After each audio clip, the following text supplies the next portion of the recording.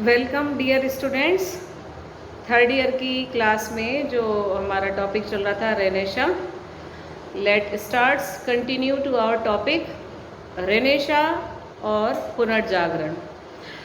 पुनर्जागरण में विभिन्न क्षेत्रों में जो परिवर्तन हुए वो हमारी डिटेल्स में हो गई हैं, और जो विभिन्न भौगोलिक अनुसंधान हुए लास्ट क्लास में हमारा वो भी कंप्लीट हो गया। अब इस पूरे रेनेशा के इस पुनर्जागरण के क्या परिणाम निकले। स्वाभाविक एक बहुत बड़ा चेंज था, और उस चेंज के कारण निश्चित रूप से जो परिणाम निकले वो भी काफ़ी महत्वपूर्ण होंगे, और स्पेशली एग्ज़ाम के पॉइंट ऑफ व्यू से भी हम इसको काफ़ी इम्पोर्टेंट लेते हैं। अभी भी आपके रेगुलर एंड एनसी दोनों में क्वेश्चन आया है, कला साहित्य के क्षेत्र में जो परिवर्तन हुए उसका आप डिटेल लिखिए। तो आपको पुनर्जागरण अच्छे से तैयार करना है, और मैंने इसका जो छोटे से छोटा टॉपिक है वो भी नहीं छोड़ा है। आपके ये जो 4-5 क्लासेस हैं इसमें कंप्लीट कराने की कोशिश करिए, लेकिन फिर भी आप और अधिक डीपली स्टडी करेंगे तो आपके लिए ये टॉपिक और अच्छे से तैयार होगा। तो होपफुली मेरी बात आप सभी को समझ में आएगी।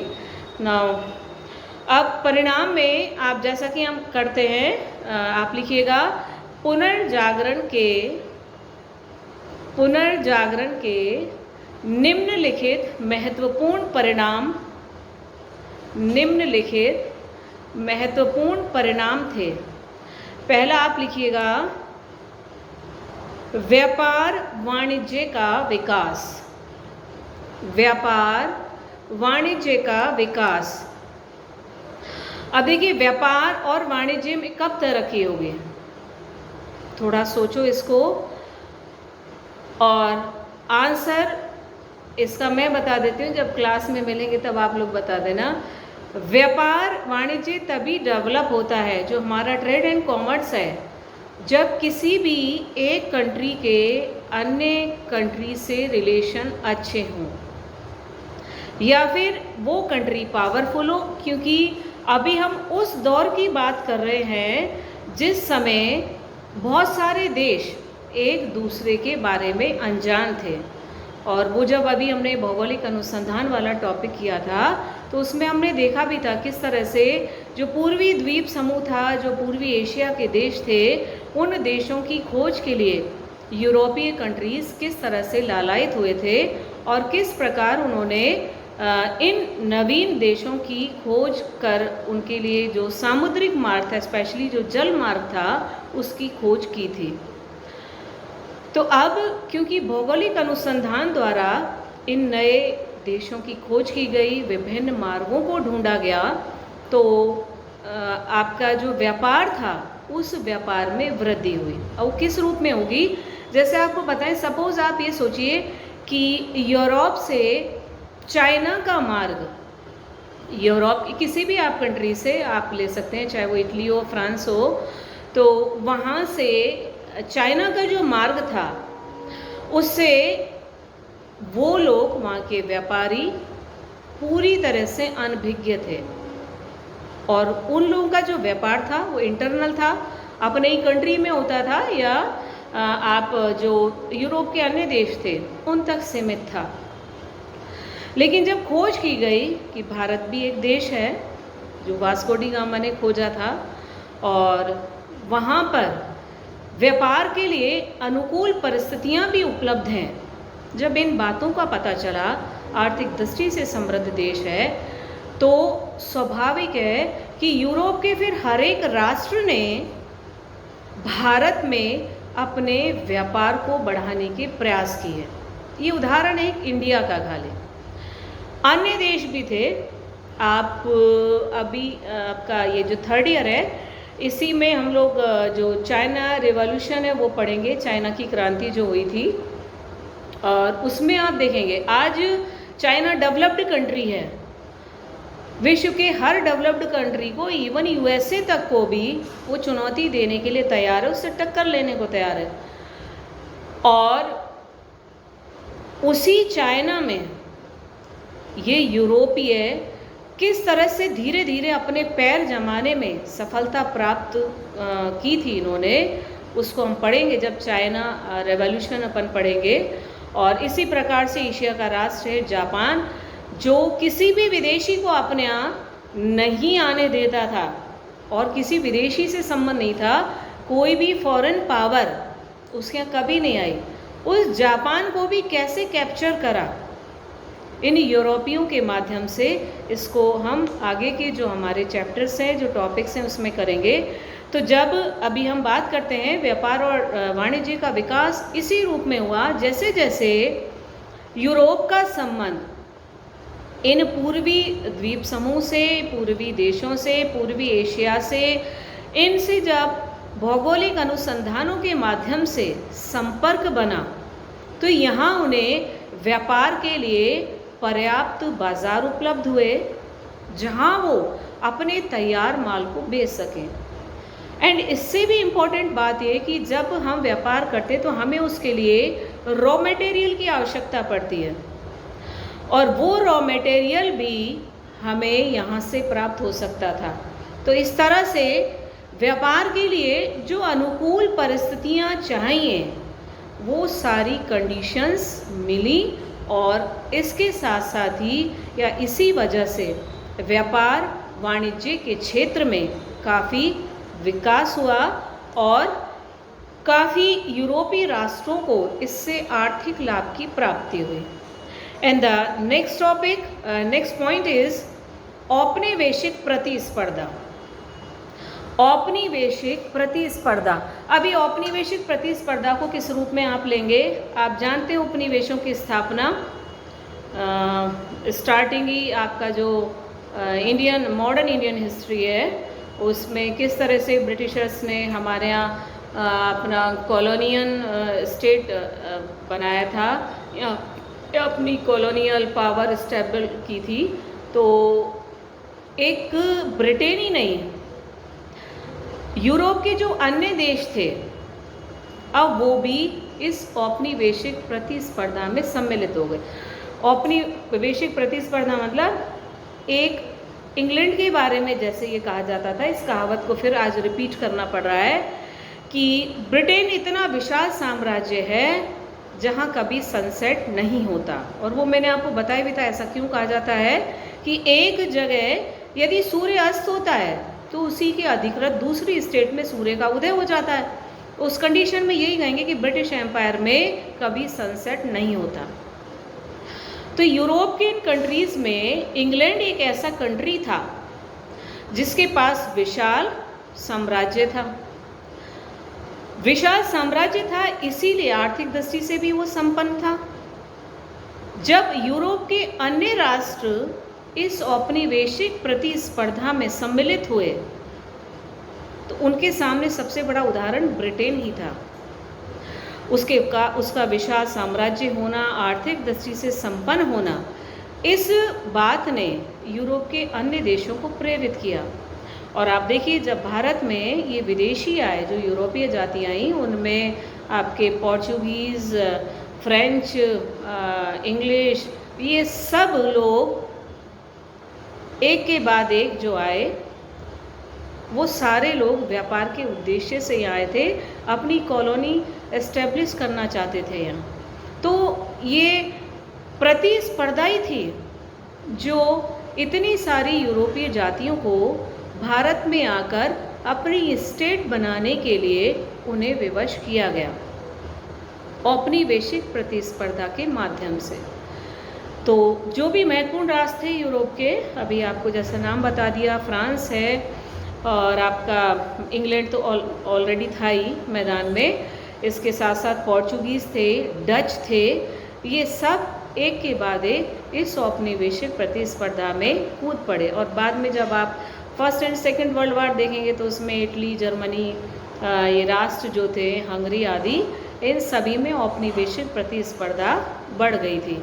तो पुनर्जागरण का ये परिणाम था कि यूरोप के इन देशों में औपनिवेशिक प्रतिस्पर्धा में काफ़ी वृद्धि हो गई थी। अगला पॉइंट आप लिखेंगे जहाज रानी और नौसेना का विकास। जहाज रानी और नौसेना का विकास। अब इसकी क्या आवश्यकता पड़ी, जहाज रानी और नौसेना के विकास की? देखिए, जहाज रानी यानी समुद्री यात्राओं के माध्यम से जब आप व्यापार करेंगे, समुद्र के मार्ग से जब आप व्यापार करेंगे, जब आप कोई भौगोलिक अनुसंधान करेंगे, तो उसके लिए आपको जहाजरानी की आवश्यकता पड़ेगी। जहाज़ों का निर्माण बड़े पैमाने पर करना होगा और वो सुरक्षित भी हो। नौसेना क्यों आवश्यक है? नौसेना की आवश्यकता समुद्र में समुद्री डाकुओं और लुटेरों का भय बना रहता था। एक तो ये कारण उनसे निपटने के लिए, और दूसरी चीज़ समुद्री सीमा को सुरक्षित करके अपने कंट्री को सुरक्षित करना। इससे नौसेना का विकास हुआ और नौसेना सबसे जो विकसित अवस्था में मानी जाती थी पूरे यूरोप में, वो थी इंग्लैंड की नौसेना। नेपोलियन जैसा विश्व का महान विजेता भी इंग्लैंड की इस नौसेना के आगे नतमस्तक था और उसको परास्त करने में समर्थ नहीं हो पाया था। आप सभी जानते हैं नेपोलियन ने ऑलमोस्ट 40 वॉर्स की थी और कभी डिफीट नहीं हुआ था, लेकिन इंग्लैंड से डायरेक्ट टक्कर लेने में वो कई बार सोचता था और कभी आमना सामना भी नहीं हुआ। उसको उसने बड़ी कूटनीतिक तरीके से परास्त करने की योजना बनाई और उसमें उसको सफलता भी मिली। बट अल्टीमेटली ब्रिटेन के नेतृत्व में ही अभी हम नेपोलियन वाले टॉपिक में पढ़ेंगे, पूरे जो यूरोपीय राष्ट्र थे उन्होंने मिलकर के वाटरलू के युद्ध में 1815 में नेपोलियन को परास्त किया था। तो नेपोलियन जैसा जब महान विजेता भी इंग्लैंड की नौसेना से डरता था, तो स्वाभाविक है कि हर यूरोपीय राष्ट्र चाहता था कि अपने आप को यदि सबल बनाना है तो स्थल सेना के साथ साथ हमारी नौसेना को भी मजबूत बनाना होगा। तो ये लेकिन परिणाम किसका था? पुनर्जागरण का। और उसके आपको मैंने कारण भी बता दिए हैं कि क्यों ऐसा था। समुद्री लुटेरों से, डाकुओं से सुरक्षित करना, क्योंकि व्यापार मोस्टली समुद्र के मार्ग से ही होता था, और जहाजरानी को डेवलप करना भी इसी पॉइंट ऑफ व्यू से आवश्यक माना जाता है। नेक्स्ट टॉपिक है आपका दास व्यापार का विकास।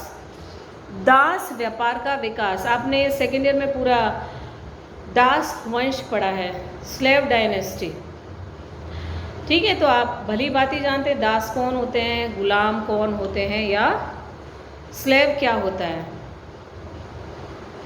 अब इन दासों के व्यापार में वृद्धि क्यों हुई, तो उसका कारण क्या था? आप देखिए, जैसे जैसे 2-3 फैक्टर्स हैं जिससे व्यापार में वृद्धि हुई।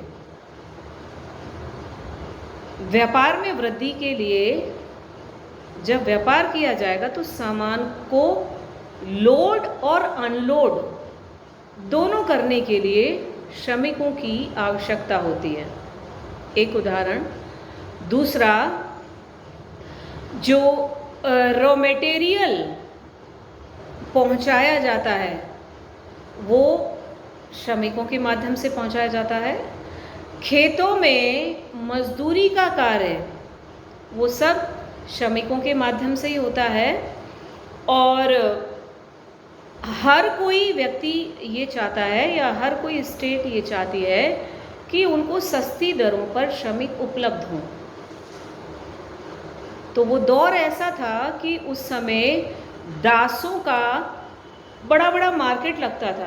पूरा आप यदि मध्य युग देखेंगे, आपने मुस्लिम हिस्ट्री भी पढ़ी है, दासों का खुले रूप से बाजार लगता था और उनकी खरीद फरोख्त हुआ करती थी। तो अपने ऐसे ही कार्यों को पूर्ण करने के उद्देश्य से दास व्यापार जो है उसमें भी वृद्धि हुई और बृहद स्तर पर ये दास व्यापार लगाए जाते थे। इसमें अमेरिका, अफ्रीका और ऑस्ट्रेलिया में यूरोप वासियों ने, जो वहाँ के मूल निवासी थे, वो काफ़ी बर्बर और अत्याचारी थे और शारीरिक दृष्टि से काफ़ी स्ट्रॉन्ग थे। उनसे काफ़ी मेहनत वाले काम कराए जा सकते थे। तो उनको पकड़ लाए वो, स्पेशली जो अफ्रीका महाद्वीप के लोग थे। अभी आप देखेंगे उनको तो वो 6 फुटे इस तरह के महिलाएं पुरुष दोनों अच्छी हाइट लिए होते हैं और काफ़ी बलिष्ठ होते हैं। आपने छोटी क्लासेस में पढ़ा होगा तो वो होते मंगोल और ऑस्ट्रेलायड, तो उनको आपने देखा होगा उनकी जो होल फिजिक होती है उसको देख कर के ही अंदाज़ा लगाया जा सकता है कि ये व्यक्ति कोई भी भारी भरकम काम कर सकता है। इवन महिलाएं भी उनके यहाँ काफ़ी स्ट्रांग होती हैं। तो वहाँ के जो मूल निवासी थे उन मूल निवासियों को उन्होंने खरीदा के जबरन उनको पकड़ लाए। बहुत भोले भाले लोग थे और उनको जबरन पकड़ करके मार्केट में उनकी खुली बिक्री करवा दी। अब एक राष्ट्र द्वारा ये स्टार्ट हुआ, दूसरे ने भी इस प्रोसेस को अपना लिया और धीरे धीरे यूरोप के जो शक्तिशाली राष्ट्र थे उन सभी ने इस तरह के दास व्यापार की शुरुआत कर दी। और कारण मैंने आपको बता दिया था कि जितने भारी भरकम काम है उन्हें करवाने के लिए ऐसे बलिष्ठ दासों की, ऐसे मेहनती दासों की आवश्यकता थी और वो उनको बड़ा इजीली उपलब्ध हो रहे थे, क्योंकि इन लोगों को 2 वक्त का भोजन उपलब्ध नहीं हो पाता था, पौष्टिक भोजन नहीं मिल पाता था। तो इसलिए इन लोगों ने भी अपनी विवशता समझ करके, या कुछ भी आप कह सकते हैं, इस दासत्व को उन्होंने स्वीकार कर लिया। दूसरा, जो इन्हें पकड़ के लाते थे देवर पावरफुल, उनके कंपैरेटिवली ये लोग काफ़ी कमज़ोर थे। तो ऐसी स्थिति में इसका यूरोप वासियों ने गलत फ़ायदा उठाया। बहरहाल कुल मिलाकर जो दास व्यापार में वृद्धि थी वो भी पुनर्जागरण का एक परिणाम थी। द नेक्स्ट टॉपिक इज ईसाई धर्म एवं पश्चिमी सभ्यता का प्रसार। पश्चिमी सभ्यता तो हमारे आज भी बहुत देखने को मिल जाती है। आपके अपने सिटी में भी, आपके अपने कॉलेज में भी भांति भांति के परिधान में स्टूडेंट्स नज़र आ जाते हैं, यदि 1-2 दिन के लिए ड्रेस कोड हटा दिया जाए। ये आई थिंक शायद पीक पॉइंट है उसका, जो हमारा कल्चरल इफेक्ट है उसका। स्टार्टिंग जो है वो भौगोलिक अनुसंधान के बाद ये जो परिवर्तन देखने को मिले हमें पुनर्जागरण के परिणाम स्वरूप, तो उसमें एक चीज़ तो ये थी कि ईसाई धर्म का प्रचार प्रसार यूरोप से बाहर की सीमाओं में किया जाने लगा और उसी में आपका भारत भी कंट्री था। मिशनरीज़ के माध्यम से आपका सिटी में भी जो सेंट फ्रांसिस स्कूल है, कैथोलिक एंड प्रोटेस्टेंट चर्च है, आपने ये सारी चीज़ें जो इस्टेब्लिश्ड हुई हैं ये ब्रिटिश टाइम में हुई हैं। और ये खुलमाना, आई मीन स्कूल एंड ये church, both Protestant and Catholic, ये सिर्फ अपने धर्म और संप्रदाय का प्रचार प्रसार करने के उद्देश्य से उस पीरियड में इस्टेब्लिश किए गए थे। ये भी बहुत बात का दौर है। स्टार्टिंग में आपने कहीं यदि पहले पढ़ा हो, 1813 आई थिंक एक एक्ट पारित किया गया था ब्रिटिश गवर्नमेंट द्वारा, और उस एक्ट के माध्यम से भारत में ईसाई मिशनरीज़ को खुले रूप से जो ईसाई धर्म का प्रचार प्रसार करने की अनुमति दे दी गई थी। तो जिस तरह से ईस्ट इंडिया कंपनी है या फ्रेंच कंपनी है, ये लोग अपने व्यापारियों को या व्यापार करने की छूट दे रहे थे, धीरे धीरे जो ये मिशनरीज थे इनको धर्म के प्रचार प्रसार की छूट भी दे दी गई थी। तो विभिन्न एशियाई देशों में ईसाई धर्म का प्रचार प्रसार होने लगा। देन कल्चर भी डेवलप होने लगी। हमारी वेशभूषा, खान पान, इवन जो हमारा एजुकेशन का पैटर्न था उसमें भी काफ़ी चेंजेस देखने को मिलते हैं। आर्ट एंड लिटरेचर, हर एक फील्ड आप देखेंगे उसमें हमें पाश्चात्य संस्कृति का प्रभाव स्पष्ट परिलक्षित होता दिखाई देगा। तो ये चेंजेस जो है ये ओनली ड्यू टू रेनेशा या पुनर्जागरण। नेक्स्ट आप लिखेंगे विज्ञान का विकास। आज हमें विज्ञान के बिना हर चीज़ अधूरी लगती है। क्यों लगती है? हम लोग उसके आदी हो चुके हैं ना। आज यदि 5 मिनट के लिए लाइट चली जाए तो आपकी मैडम जो आपकी क्लास ले रही है वो पसीना झाड़ती रहेगी और हाय गर्मी एंड सेम बहुत से ऐसे लोग हैं, आप लोग भी हैं, हम लोग कंपेयर करें उस युग से जहाँ दिए में आराम से लोग पढ़ाई करते थे और स्ट्रीट लाइट में पढ़ाई करते थे और उनके चश्मे नहीं थे। आज हम लोग प्राइमरी स्टैंडर्ड में देखते हैं बच्चों के चश्मे चढ़ जाते हैं, होता है ना, सब स्पेक्ट फैशन में भी है। खैर, तो ये विज्ञान जितना तरक्की कर रहा है उसके अकॉर्डिंग हमें क्या अपने आप को कहीं कहीं सेट भी करना चाहिए। सेट इन द सेंस कि हमें प्रिकॉशंस लेने चाहिए। हम सभी जानते हैं कि हम जितना लाइट के नज़दीक से पढ़ेंगे, लाइट को जितना पास में रखेंगे तो उसका इफेक्ट हमारी आइज़ पर होगा। मोबाइल फ़ोन्स हैं, एलईडीज़ हैं, जो भी हैं, कंप्यूटर्स हैं, there are so many invention in science जो हमारे लिए जितने बेनिफिशियल हैं उतने हार्मफुल भी हैं, बिकॉज उनकी जो रेंज निकलती है वो हमारी बॉडी को इंजर्ड कर सकती है। तो ऐसी स्थिति में विज्ञान हमारे लिए हानिकारक है लेकिन लाभदायक, पॉजिटिविटी को हम लेंगे। विज्ञान के विकास को किस रूप में लिया जाता है? आप देखो, जैसे दिशा सूचक यंत्र बने, तो जैसे समुद्री यात्रा की जाती थी, तो अब तो ट्रेन है, एरोप्लेन है, उसमें पहले से ट्रेन में तो ट्रैक उसी रूट पर बिछा होता है, उस पर ट्रेन आराम से निकलती है। जो एरोप्लेन है उसमें भी दिशा सूचक यंत्र होते हैं। जो समुद्री यात्रा होती है तो वो दिशा सूचक यंत्र हमें दिशा बताता है और उसके माध्यम से वो कोई भी व्यक्ति, नाविक है, वो अपनी या जो भी यात्री वो अपनी यात्रा को पूरा करेगा। तो लेकिन जो भी चालक है जहाज का या हवाई जहाज का, तो उसे अपने गंतव्य तक पहुंचने के लिए दिशा सूचक यंत्र की आवश्यकता होती है। तो जब नए देशों की खोज की गई उसमें ये कामयाब हुए। फिर धीरे धीरे अपने व्यापार वाणिज्य को बढ़ाने के उद्देश्य से, अपने उद्योगों को विकसित अवस्था में पहुंचाने के उद्देश्य से बड़ी बड़ी मशीनों का आविष्कार किया गया। खेती को बढ़ाने के लिए वैज्ञानिक तरीके से खेती की गई, नए नए खेती के लिए औजार तैयार किए गए, नए तरीके से आप कह सकते पूरा वैज्ञानिकरण कर दिया गया कृषि का भी, ताकि अच्छा सा प्रोडक्शन हो। और जब प्रोडक्शन में वृद्धि होगी तो डेफिनेटली उसके साथ साथ व्यापार में भी वृद्धि होगी। यानी एक कह सकते हैं कि एक तरह से आर्थिक युग जो है वो शुरू हो चुका था और धन के लिए इस तरह के जो नए नए आविष्कार है, धन में वृद्धि करने के लिए उन पर विशेष ध्यान दिया जाने लगा। एनी हाउ जो प्रोडक्शन है उसमें वृद्धि हो तो वो हर चीज़ में, व्यापार में, कृषि में, बड़े बड़े उद्योगों में हमें देखने को मिलता है। तो विज्ञान के क्षेत्र में भी काफ़ी विकास हुआ पुनर्जागरण के परिणाम स्वरूप। And the last point is भौतिकवादी संस्कृति का उदय।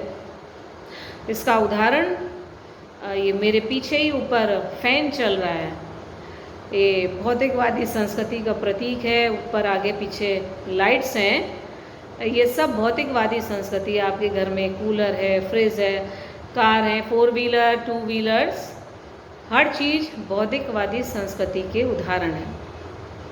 और आज के समय में यदि हम कहें, मनुष्य इन सब चीज़ का आदी होता जा रहा है और इसी वजह से ये भौतिकवादी संस्कृति डेवलप होती जा रही है।